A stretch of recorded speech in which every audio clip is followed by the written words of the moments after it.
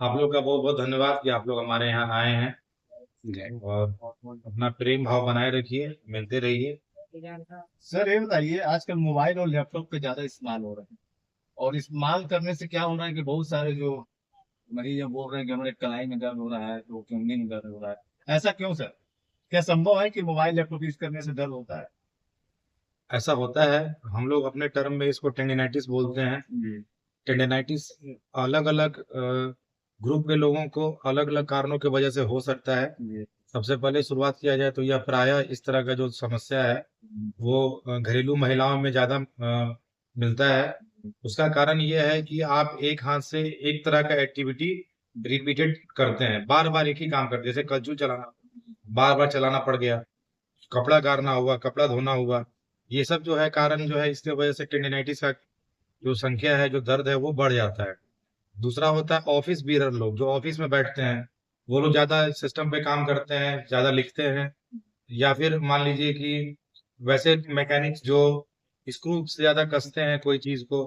तो ये सब कारण की वजह से केहूनी में लेटरल बोला जाता है टेनिस एल्बो या लेटरल एपिकॉन्डिलाइटिस, उस तरह का दर्द, या कलाई में डिकुरवेंस डिजीज, ये सब जो दर्द का मुख्य कारण बन जाता है वैसे पेशेंट्स में। और हम ये भी देखते हैं कि कुछ बीमारियां या तो वो फ्रैक्चर के बाद हो, या फिर थायराइड के समस्या के वजह से हो, या फिर लिपिड प्रोफाइल गड़बड़ होने की वजह से हो। तो ऐसे पेशेंट, मतलब उन तरह के पेशेंट में भी ये देखा जाता है कि बिना किसी कारण के भी ये दर्द उठ के चला आता है। इसमें शुगर वाले लोग भी हैं, डायबिटीज के लोग, उनमें भी टेंडिनाइटिस की मात्रा या उस तरह का जो दर्द है वो बहुत ज्यादा मिलता है। सर आप मुझे ये बताइए, इसका उपाय क्या है? सर जैसे अधिकतर जो केसेस जा रहे हैं मोबाइल का और लैपटॉप का, तो कैसे यूज किया जाता है?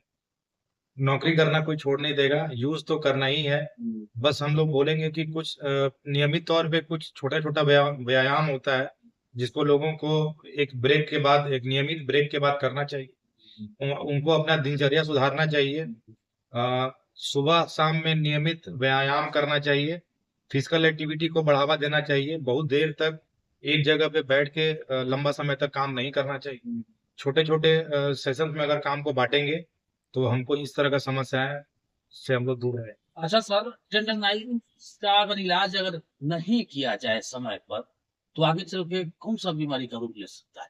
टेंडिनाइटिस बोलते हैं हम लोग उसके वजह से हट उंगली को चलाने या किसी भी अंग को चलाने में मदद मिलता है। तो अगर उसका ज्यादा समस्या बढ़ जाएगा तो या फिर वो टूट भी सकता है, फट भी सकता है। तो वैसे कंडीशन में हाथ पैर में कमजोरी हो सकता है, उस अंग में कमजोरी हो जाएगा। तो बहुत बार हम लोग ये करते हैं कि उसको रिपेयर करते हैं, या फिर उसको हील करने के लिए उसको स्टेबलाइज करते हैं, ताकि वो धीरे धीरे हील कर जाए। तो सर क्या ये बात सही है कि पहले के समय में उतनी हड्डी की समस्या लोग नहीं होती थी, अब तो ज्यादा बढ़ गई? ऐसा नहीं कर सकते हैं। पहले लोग मान लिया करते थे कि चलो थोड़ा मोड़ा दर्द है, ठीक हो जाए। और अब लोग ज्यादा जागरूक हैं, और लोगों के पास चूंकि उचित लोग, मुझे जैसे कि जो लाभार्थी हैं, उनके पास अब ज्यादा अच्छा मौका है, क्योंकि डॉक्टर्स उनके बीच उपस्थित हैं। तो ऐसे में लोग चाहते हैं कि अगर छोटा सा छोटा दिक्कत भी हो तो हम जाके मिल लें। स्वास्थ्य सुविधाएं सरकार की ओर से भी और प्राइवेट सेक्टर में दोनों तरफ बढ़ रहा है, और लोगों में जागरूकता भी बढ़ रही है। इसके वजह से लोग छोटे से छोटे दिक्कत में समय से आके मिलने का कोशिश करते हैं, और उनका फायदा भी होता है। बीमारी ज्यादा नहीं बढ़ती है, और वो जल्दी से जल्दी ठीक हो जाते हैं। सर आखिरी सवाल सर, संडे को भी सर आपने ओपीडी रखा है रोज के, ऐसा क्यों सर? बहुत लोग बहुत परामर्श के लिए बहुत लोग छूट जा रहे थे।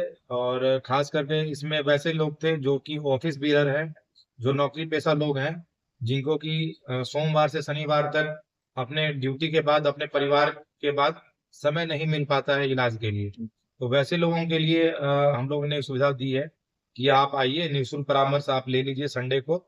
संडे को हम यहाँ उपस्थित रहेंगे, और जो भी वैसे लोग आएंगे उनका हम लोग समुचित इलाज करने का कोशिश करेंगे। एक सर आखिरी मैसेज क्या देना चाहेंगे कि आजकल युवक को सबसे ज्यादा समस्या है? बुजुर्ग का तो सर एक आम बात है कि 70 साल के बाद उसका होना जाएगा, लेकिन आजकल युवक सर की संख्या ज्यादा हो रही है, हड्डी संबंध जो भी हो क्या? बोला जाता है कि बड़े बुजुर्ग का बात मानिए और दिनचर्या को सही कीजिए, इसी से आपका सब बीमारी दूर हो जाएगा और लंबे समय तक आप मतलब अच्छा काम कर आ, पाई है। आज के डेट में सर अधिक रात्रि तक जो है लोग मोबाइल चला रहे हैं, सर इससे होने वाले और समस्या के बारे में बताइए सर। उससे बहुत सारी समस्याएं होती हैं, मानसिक रोग से लेके जी फिजिकल स्ट्रेस की जो समस्याएं हैं, जी बच्चा का पढ़ाई लिखाई भी डिस्टर्ब होता है। तो ऐसे केसेस में ये तो मान लिया गया है कि इस तरह की गतिविधियां बहुत नुकसानदेह होती हैं और इससे दूर रहना चाहिए। इसमें कोई दो राय नहीं है। बच्चे को समझाना ही होगा कि अब अपनी आदतों को सुधारे वो और बीमारी से दूर रहें। अच्छा सर, खान पान पर भी ये बीमारी होती है, जो बीमारी बता रहे थे एंटीडायबिटीज। डायबिटीज की बीमारी कहलाता है और खान पान का इसमें कुछ तो रोल जरूर है, ज्यादा मीठा खाने से या फिर ऐसा ज्यादा बोला जाता है कि यूरिक एसिड बढ़ने से भी टेंडिनाइटिस हो सकता है या फिर गठिया का रोग हो सकता है। तो वैसे कंडीशन में अगर आप एक बाद में ज्यादा प्रोटीन का सेवन करते हैं तो इस तरह की बीमारी आपको हो सकती है।